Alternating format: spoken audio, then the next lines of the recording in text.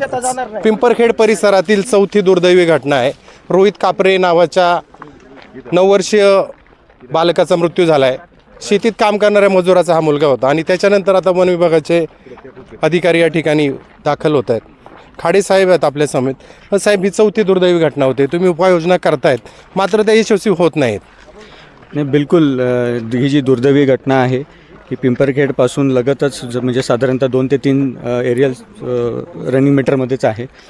तर पिंपरखेड परिसरामध्ये आपण या मागच्या 1.5 महिन्यामध्ये जवळपास 25 बिबटे पकडलेले आहेत।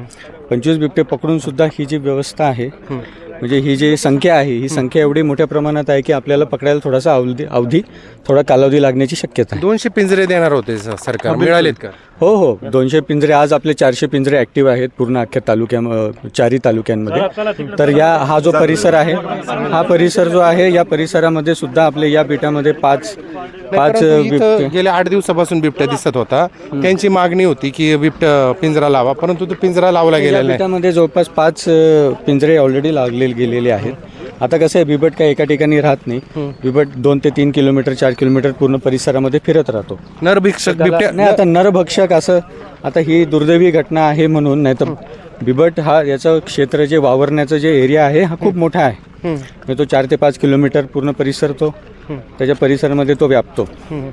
परंतु आता त्याच्यामध्ये जसे आपण पिंजरे लावलेले आहेत तर ते खूप विचारपूर्वक स्ट्रॅटेजिक पॉईंटवरती ते पिंजरे लावले जातात आणि मग ते पिंजरे लावल्यानंतरच मग तो बिबट त्याच्यामध्ये अडकतो।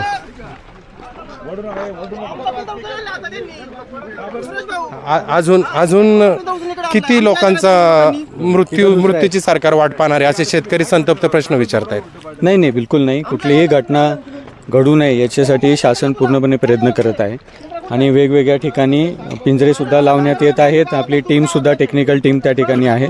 आता काय करणार आहात तुम्ही? आता पिंजऱ्याची संख्यासुद्धा या ठिकाणी वाढवण्यात येत आहे आणि रेस्क्यू करणारी आपली जी एक्सपर्ट टीम आहे ती सुद्धा आता 1-2 तासामध्ये दाखल होणार आहे। पिंपरखेडमधली रेस्क्यू टीम का काढली गेली?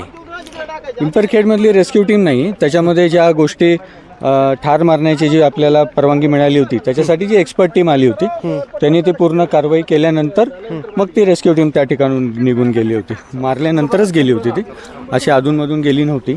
आणि त्याच्यानंतरसुद्धा आपण ती अजूनही आजच्या दिवसपर्यंतसुद्धा आपण ती मोहीम थांबवलेली नाही आहे। ती मोहीम आजही सुरू आहे आणि आज मितीस त्या घटनेपासून आज मितीस आपण 25 बिबट पिंपरखेड, जांबूत, चांडव या 4-5 गावांच्या परिसरामध्ये पकडलेले गेले आहेत। हे होते खाडे साहेब।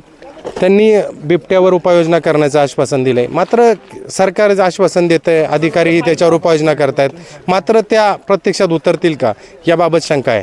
व्हिडिओ जर्नलिस्ट राजू देवडेसह संदीप खळे, पारगाव।